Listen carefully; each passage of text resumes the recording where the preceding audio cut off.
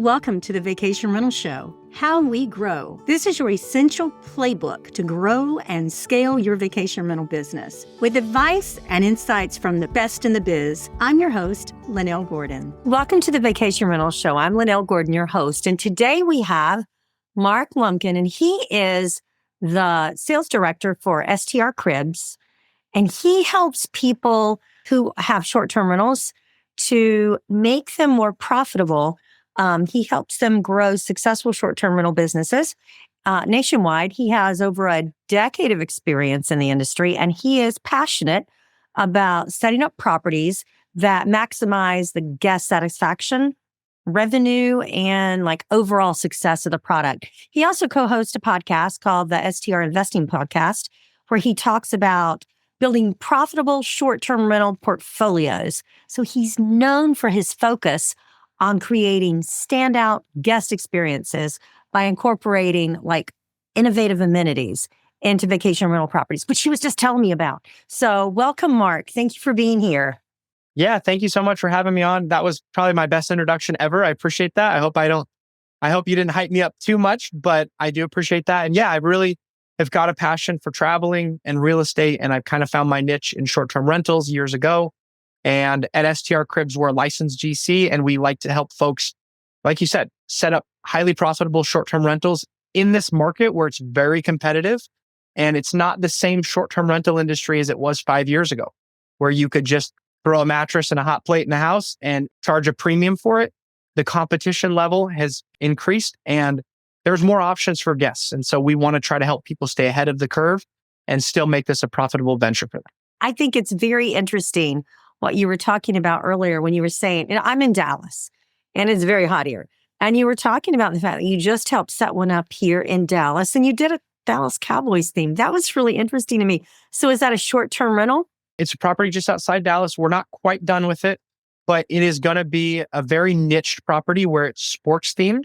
And so we've got a huge game room with golf simulators and basketball courts and movie theaters and a bar. And we've got even seating from one of the original Dallas Cowboys stadium and that was cool.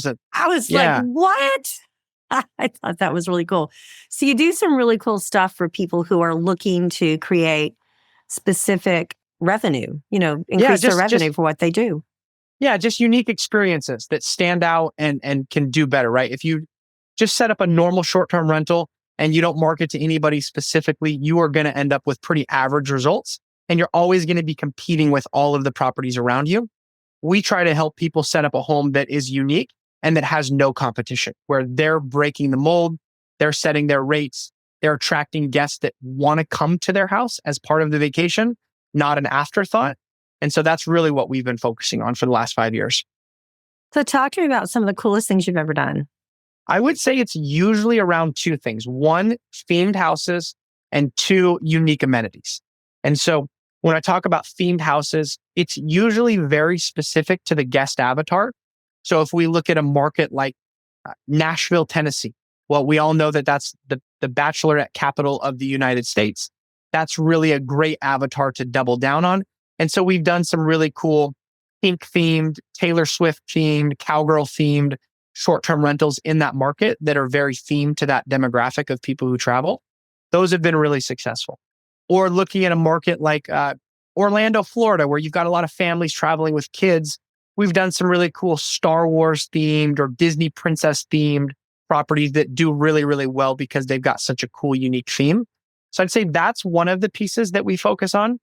The other one would be around the amenities. And so that's once again, market and property specific, but we just did an indoor pickleball court, which I thought was one of the coolest things I'd seen. The first one in its market. Yeah, for sure. We've done, couples retreats that have heated relaxing chairs, spas, saunas, hot tubs. They really create a very unique experience with their amenities. And so to me, those are really the two funnest things that we've done, is focused on the themes and then on the amenities. Do you follow up actually to look at the ROI and to look at how well the house does in rentals? Always. We always do.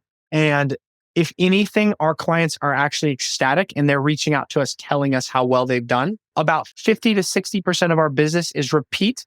and referral clients. So we do a lot of multiple properties for the same investor. We've got one person that's on their 5th or 6th. We've got another lady that's on her 20th, and then we've got another group that's on their 100th. And so as you build a relationship and you're doing more and more properties with people, they're sharing with you the revenue, what's working, what's not working. And so we do have a lot of firsthand data that other people don't have. And then I always really like to see that first 30 days as kind of the benchmark, where we launched a property a few weeks ago, and within, I think, 7 days, they had 14 bookings on the calendar, and they had already booked 60 grand in revenue in 7 days. So the proof is really there in the revenue. And that's why we see investors do multiple properties over and over again. So tell me about some of the most profitable amenities that you help property owners with. Yeah. I don't think that the first one is really a surprise to anybody listening. It's heads and beds. And so if we can take a property from a 3-bedroom and turn it into a 4 or a 5-bedroom, we want to do that a couple ways. One, we want to make sure it's legal and it's permitted and it's safe. And that's our advantage of being a licensed GC is we can go do those things legally permitted and safe. And taking something like a garage that might not be a used space and turning that into a permanent bedroom. That can take your 3-bedroom to a 4-bedroom. It can take your 8-guest count to a 12-guest count. Maybe we have a formal dining room that wouldn't really be used because there's another dining space. Maybe that could be our 5th bedroom and we could permit that and make it legal. Well, boom, now we have a 5-bedroom that sleeps 16 versus a 3-bedroom that sleeps 8. And so we doubled the guest count and we added 2 more bedrooms. That to me is immediate value add, not just to the real estate, but especially to the revenue that the property will make. And I don't think anybody in the industry could ever argue that a 5-bedroom will do better than a 3-bedroom. It's pretty common knowledge. So to me, that's a big value add. And then around the amenities specific, it's usually market based and then the client avatar based. And so if I'm looking at a couple's cabin in Tennessee, well, like we mentioned earlier, the sauna, the hot tub, the massaging chairs, those type of things are really high ROI amenities. Or if I'm looking at a family property in Tampa, Florida, well, the kids' playground, the swimming pool, the pickleball court, those things are really high ROI amenities. So there's not necessarily a blanket answer to what amenities are best for your home. It's usually based on the market and who's going to come stay in your property.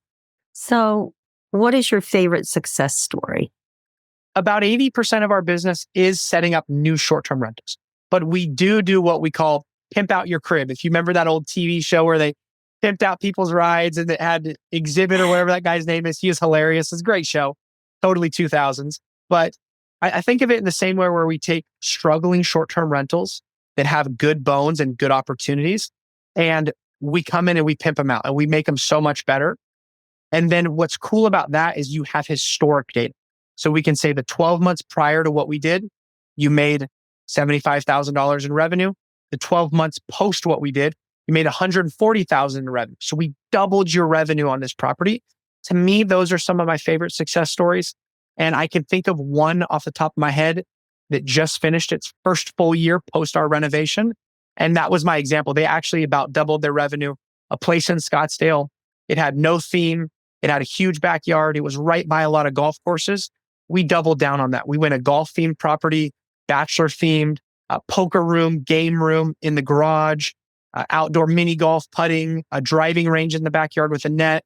And we really made that the ultimate guys golf retreat. And the revenue speaks for itself. That property doubled in revenue in 1 year. And so to me, those are great success stories.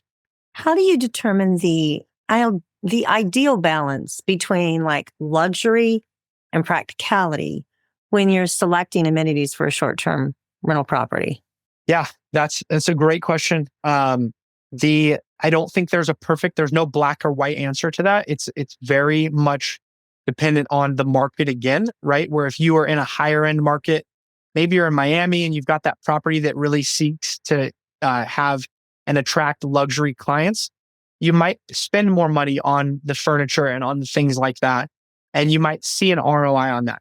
However, if you've got that property in Orlando that's got a lot of families and groups traveling with small kids, well, those luxury amenities not only are not going to give you much of an ROI, but they're just going to get damaged and ruined and fall apart. And so you want to lean more into things that are more sturdy and that are easy to maintain. So that really, really depends on the property. I would say as a general rule of thumb, most short-term rental investors want to stay away from those higher end luxury items. They're more expensive. They cost a lot more to maintain and they're higher likely to be damaged. I think you want to lean more into the things that are hospitality grade, are going to stand the test of time and are easier to maintain. A hot tub, for instance, I'm at a short-term rental right now. I know they had to drain the hot tub before I got here. They had to clean it. They had to refill it. They had to retreat it. I know that was not an inexpensive thing to do. It probably took their cleaning crew at least an hour or two. And that's consideration you have to think about if you have that type of amenity, if the value added to the revenue is worth the extra expense. But if this place had a basketball court and a basketball hoop, that would have been a cool amenity for our kids and we would have probably taken advantage of that. It wouldn't have really cost them anything in maintenance, right? They had to provide a couple of pieces of equipment like some balls, but it wouldn't be something that they had to maintain on a regular basis. So I really like people to think strategically between the pros and the cons and really weigh it holistically before they make a decision on what they're going to add to their property. What's the coolest thing you've ever done, like for an oceanfront property? We're working on a rooftop deck in an oceanfront property that has a built-in bar, has swinging hammocks, has a little dance floor with disco lights. And that one's going to be really, really fun.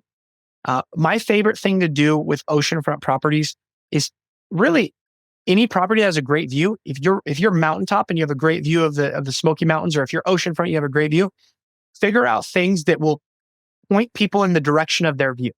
So if that's a hot tub, well, great. That hot tub should be viewing the ocean. And your photos should have a couple people sitting in the hot tub drinking a glass of wine, enjoying the view of. So I really think that amenities that double down on the view and get people to realize, oh my gosh, there's this amazing view and I'm going to be sitting around the fire pit that overlooks the Smoky Mountain, roasting marshmallows with our family. What that amenity allows you to do is it allows you to bring up to the front of people's mind the fact that you have a great view. And I think a lot of properties miss that opportunity. They have a great view of their ocean side. They have a great view of the lake. They're overlooking the mountains, but they don't tell the story. And I think amenities can help you tell the story that you have this great location.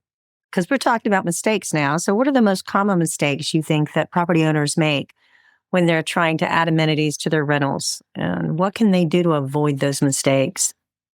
Yeah, I think that really the biggest mistake is stepping over dollars to pick up pennies. And they try. That's a tough thing to get Would through you people's say that minds. again? Right? I loved that. Say that one more time. Stepping over dollars to pick up pennies, right? All right. Where somebody might think, hey, I could save a few $1,000s by buying this very inexpensive hot tub on Wayfair versus buying a good quality hot tub that's going to last. And you go, okay, well, what's the electricity cost of running that cheaper hot tub and da-da-da-da? And what's the maintenance cost on it? And how long is it going to last? And what are you going to do when you have a guest who booked your property for thousands and thousands of dollars? The hot tub breaks. You've got to send a repairman in after hours to try to make it repairs. So I think people forget to think about the big picture and they go to just save a few dollars and save a few days on the front end. That's the biggest mistake I've seen.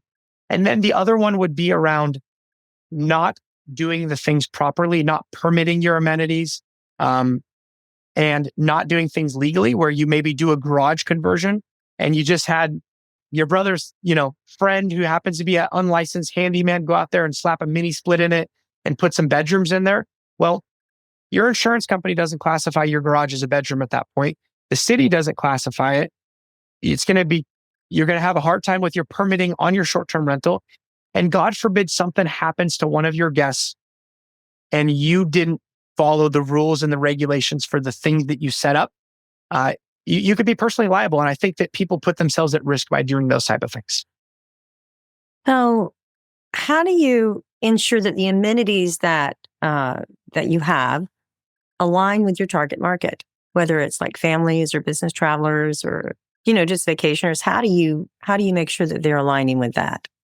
Yeah, that is a wonderful question and something that I do think everyone should be asking on the front end of setting up their short-term rental, which is who is going to be the guest avatar coming to this property before I even put a piece of furniture in it or put a coat of paint on the walls. I got to know who my end user is before I set that home up. And we look at a lot of historic data through like AirDNA and Rabu, some of these available data sources. We lean on our first party data, which is what you and I talked about earlier, our current clients who are sharing with us what's working and what's not. We lean really heavily on local property managers as well. I think that your local realtors and your local property managers are just such a great resource. If you're managing 20 homes in a certain city and you've been doing it for years, you know what kind of folks are coming in and you know what they're looking for and what they're asking for. And so we really lean on a lot of different sources to get that data. And then we game plan with our clients to help them figure out who that end user is and then build a amenities and renovation furnishing plan around that. This episode of How We Grow is brought to you by Blue Tent. Blue Tent is proud to offer digital marketing solutions for vacation rental professionals. Expand your visibility to new travelers and book more guests with the team at Blue Tent, featuring direct booking sites, email marketing, digital marketing, channel management, and more. Discover what Blue Tent can do for your short-term rentals at bluetent.com. I think I agree with you. I think it's really important. You said something that I thought was very interesting. We're talking about quality items that will last as opposed to, buying something from Wayfair that's good for the season. If there's one thing that I've learned from, I'm just going to say my sister, she's been in property management for 30 years and she knows and they have a lot of property. They have a lot of properties. And she buys quality items that will last her for years. And it reminds me of the story of the boots. If you heard this story about the boots, where you have people that are wealthy that say they buy $100 pair of boots. They're going to last them, say they last for 10 years. I think my boots will last me for 10 years with no problem. I love hiking boots. It's a big deal for me. But you can also buy a cheap pair of hiking boots and they could, be $25. And they may last you 2 years, or if you're a kid, they wear out right away. And you think about the fact that you're going to have these people who are coming into the house that, like you say, are spending thousands of dollars. And you don't want the chair to break on them. You want them to have a really good experience. So when I buy rockers, I buy quality rockers that will last for a year. I bought a child's table this year for my oceanfront. It's polywood. And I insisted on the polywood because, number one, it has a better warranty. It may not be any better than the other polys out there, but I thought this is going to last me 10 years. And all of my rocking chairs are polywood. And I don't have to replace them every year. You actually just spray them off and they do that. So tell me a little bit about how you help people understand that it's important for the quality, for stepping over the dollars to get pennies. Yeah, it's a hard thing to do, is to change the perception of people, their mindset, right? And I do think actually the best way we do it is through education. On your podcast today, we're talking about it, right? And somebody's listening to it and they might not ever be a client of ours, which is okay. But at some point, they're going to set up a property and hopefully they remember this conversation and they remember what you said. And they go, you know what? Yeah, I'm setting up a property oceanfront in Florida and there's a lot of humidity and a lot of salt water in the air. And these cheaper steel chairs from Home Depot are going to rust and I'm going to have to throw them away in 12 months. And I might save 50% today over the polywood or the aluminum. But if I invest in these items, they will last for years to come. And so you said it perfectly, is that if you don't, it will just cost you more. And we don't necessarily, honestly, I don't think we successfully change anyone's mind when they start working with us. I think most people come in and they start working with us and they already understand those things because they have been listening to podcasts. They've been looking at the industry. They've been trying to inform themselves. And so, yeah, talking to you, to me, is the best thing that we could do to educate the industry versus trying to cram something down somebody's throat if they don't want to hear it at the time that they need to hear it. I made a mistake. When I first bought the vacation rental home, I bought like not themed umbrellas, but sunbrella umbrellas for my pool. And I love them. They're gorgeous. I love the colors and I bought a whole bunch. So I still have them. But my sister said, This year she was like, why are you buying those umbrellas? Those were only good for one season. And she's right. So I was buying expensive umbrellas, even though we're some umbrella. You'd think they would last longer. They don't, even though they're aluminum. It is oceanfront and everything rust. I can put something out on my deck and within 3 months, it is rusted if it's not the right materials. So I think that depending on where you live, I guess in Tennessee, that wouldn't be a big problem though. Yes, you're absolutely right. The seasonality of your market should come into play into what amenities you provide and the quality of furniture and what you do. Absolutely. But what's so interesting about the short-term rental industry is it's huge industry. We're worldwide, but it's so market specific. And so for us to say, hey, a pickleball court is the best amenity that you could possibly have. Well, I could think of several markets where it's a very low ROI amenity and it's really not a great amenity to have. And I can think of other ones where that court pays for itself in the first 12 months. And so it's such a it's a worldwide industry, but it's such a local niche depending on your property. There are certain properties and certain things that do so well in one market and don't do well in another. So really leaning on that local experience. And I kind of like when people invest in markets that they know, because if you'd never been to Florida, you wouldn't think about that, right? You wouldn't think that your oceanfront property your barbecue is going to literally turn to dust in 12 months.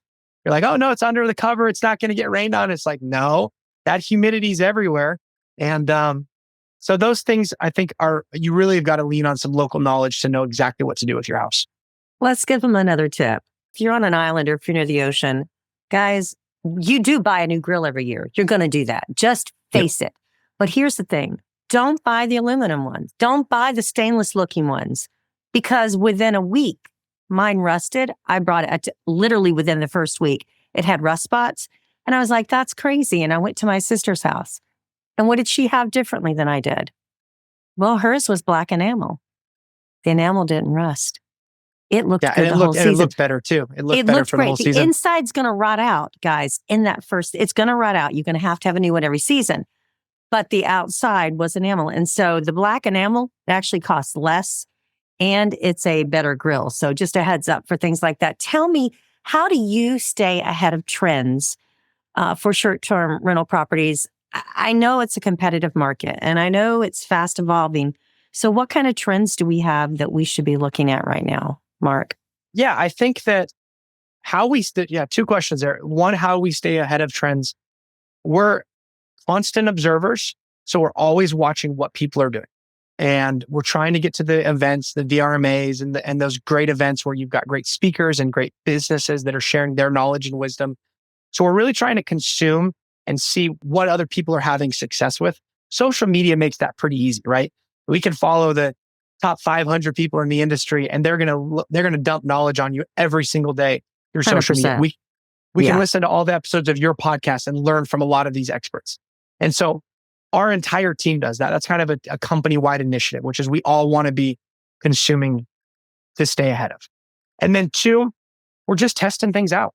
And we don't always hit a home run. Sometimes we make a base hit. Sometimes we swing and we miss.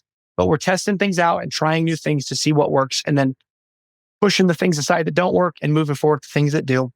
We were talking about it's competitive. Like it's really evolves. This market goes very quickly. We all know the buzzword AI right now. So that's what I mean by being competitive in the market for short-term rentals. What suggestions do you have as far as amenities and what they're doing to keep competitive? Yep, definitely. To me, I think it just comes down to quality over quantity. And instead of having 100 properties in your portfolio that are C or B quality and spreading yourself too thin, the people that I've seen have the most success are really focusing on great quality assets, great quality customer service, optimizing their booking calendar. And instead of having 20 properties, have 2 that you run really, really, really well. And I think that's the key to success in the changing industry. It's not necessarily having the most, it's having the best. What advice would you give to someone who's just starting out in the short-term rental industry to help them be successful from the very beginning? Now, I like what you just said because that's what prompted my question. But what advice would you give to them other than, do the first one really well? My advice would be really try to be as hands-on as you can at the beginning And there's a lot of gurus out there that kind of pitch the same old line. Work 1 hour a week from Hawaii, make $100,000 a month, never have to visit your properties, never clean a toilet, never change a bed, da, da, da, da. There's people that put that to the world, and it's attractive, but to me, it's kind of just disingenuous and really just a scam. I would say if you're getting started, go through it. Be your cleaner for your first couple of cleans. You don't have to be it for every time, but if you're working a 9 to 5 and you got a turn on the weekend, drive to your property and clean the property for the weekend. Figure out what's getting dirty and what's not getting dirty. Oh my gosh, I bought these linens, but man, they're just falling apart after a few weeks. I bought the wrong quality linens. Be your property manager at the beginning. Send the messages to the guests. Take the late night phone call. Go sleep in your property to make sure that the beds are comfortable. Make a meal in there before you launch and make sure your kitchen's well stocked. Go through it so that you can learn what your guests are experiencing, what your team is going to experience. And to me, that's the best way to learn and to set yourself up for success, is simply by getting on your hands and knees and scrubbing the floor and figuring out, how long it actually takes to clean that property, so that if your cleaner says it takes 6 hours, you go, hey guys, I was able to do it in 3 hours myself. I did a great job. What are you talking about? Something that's very funny. I had a experience back in the spring. I have some friends that came to visit us at our vacation rental. And I know this is going to be hilarious.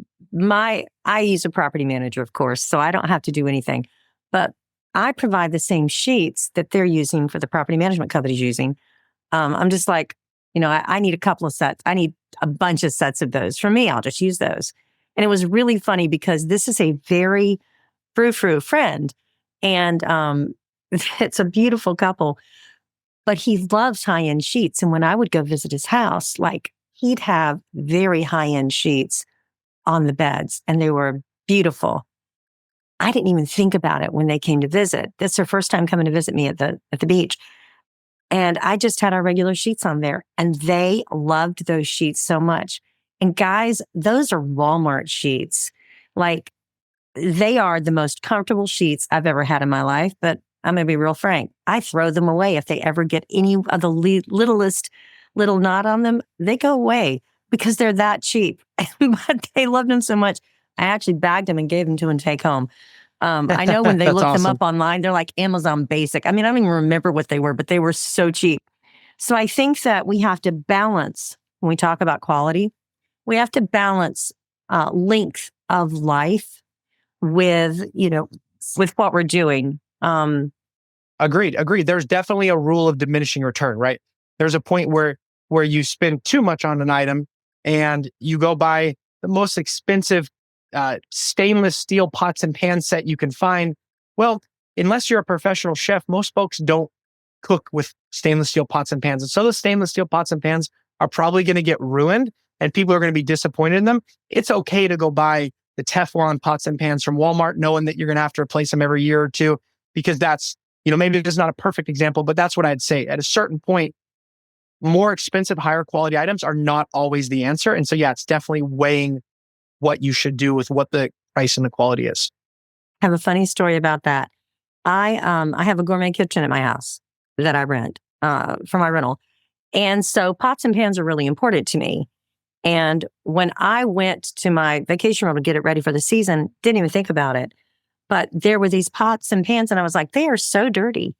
Nobody's really cleaned it. So, of course, what do I do as the owner? I clean it. They're all clad. I didn't think about it until after I did it. They're the best you can buy, and they'll last me for years. I cleaned those, and they looked perfect. But the housekeeper's not doing that job. So I think that it depends on, I advertise a gourmet kitchen. So then I should probably have a higher end set of pots and pans. But Definitely. If you don't, then I'm 100% with you, Mark. If you're not advertising that and it's just a kitchen like at our, our 3 or 4 bedroom properties that we have, we're not going to be using those high end pots and pans. I agree. I think you said it so well. Every property is so unique in this industry. So there's never a perfect answer for a property because every property is so different. And I've seen, I made a silly post on social media the other day about those cowboy pools. And, they're the stock tanks that people just fill with water. And I kind of said, these are gross and no one actually likes these. I got a lot of positive comments and they're terrible. But I had a handful of people said, hey, Mark, we've had one for 3 years. Our guests love it. It's well used, It's been perfect for our property. I can't knock them. Like, yep, I'm glad it worked for you because the short term, and that's what it should be. Every vacation rental should be different and unique. That's what guests are looking for. And so there's no black or white answer, I think, to really any question about what you should do to your home. So I love the fact that you're managing the logistics of providing like top-notch amenities while you're still looking at cost efficiency for the property owners. I think that is really cool. And I think that's something that we don't always have enough time as property owners to think about, but I love the fact that you think about that. What are some of the key trends that you see or innovations that you see that are shaping the future of the vacation rentals? Yeah, I mean, I think you said it well earlier. You talked about AI, and I do think that AI is absolutely a very valuable tool for anybody who's operating a short-term rental. I've started to see some of these chatbots, like Host Buddy AI, where it's a really, really great product. And so I think that that's the future. And I think people need to learn about it, figure out how it fits into their business, how they can leverage it. It's obviously, I don't think anytime in the near future replacing great hosts, great property owners, but it can make you a better version of yourself.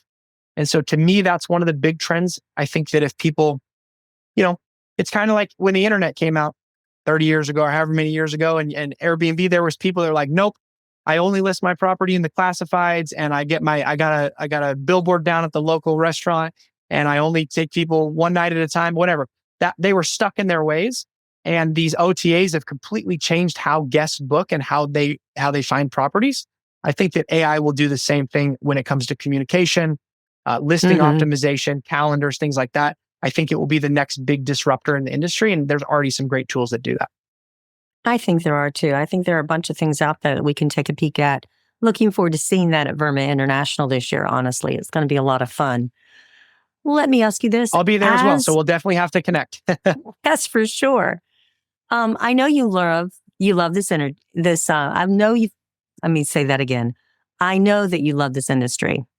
So tell me, what has been your most rewarding personal experience working with your investors or guests?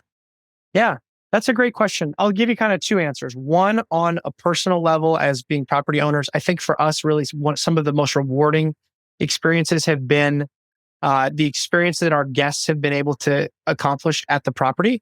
And so we've got a property in Florida. We've had some guests come in for like the Blue Angels air show. And we had a big family, and the dad was 82 years old. He loved the Blue Angels his whole life, never got to see a show, was coming to see his very first show, got to stay on our property. And they just shared those experiences with us, which was really cool.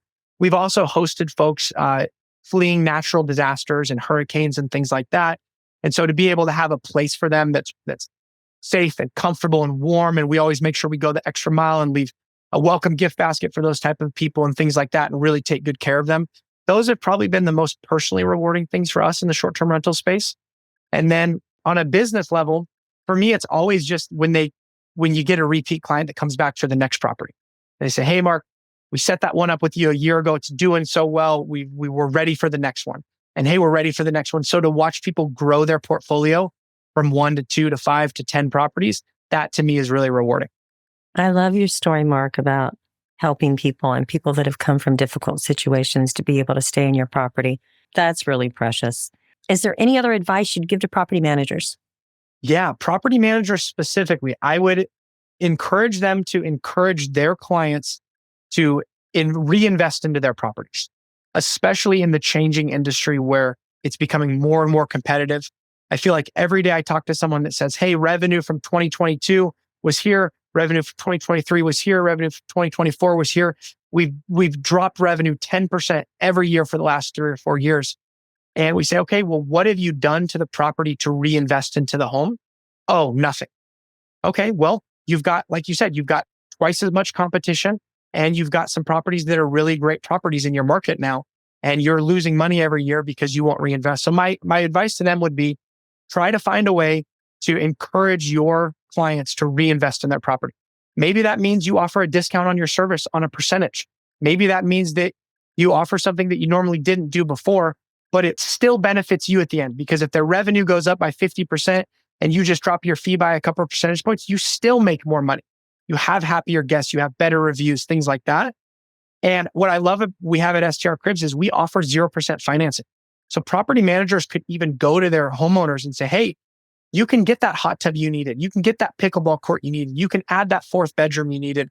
And you can do it by borrowing those funds at 0% and then pay that loan off with the additional revenue. So there's a lot of great resources out there PMs can tap into. And I'm always happy to look at any properties with anybody. So I love that. So if people want to reach out, if property managers want to reach out to you, Mark, how would they find you? I think the best way to find me is probably just through email. I'll share my email. You could drop in the show notes. It's mlumpkin@STR Cribs. And I'm pretty active on LinkedIn, some social media channels. So feel free to DM me out there as well. So it's Lumpkin, guys. So M Lumpkin. All right. Well, Mark, thank you so much for taking the time to share with us. And I really love what you do. I think it's a very cool thing to be a general contractor and offer really cool things to property managers and to property owners who want to do something neat. Yeah. Thank you so much for having me on. This was really great conversation, and I appreciate all the questions, and you had some great insights as well from your properties. And it's always fun to learn a little bit from other people. Oh, it always is fun to learn from other people. Thanks again.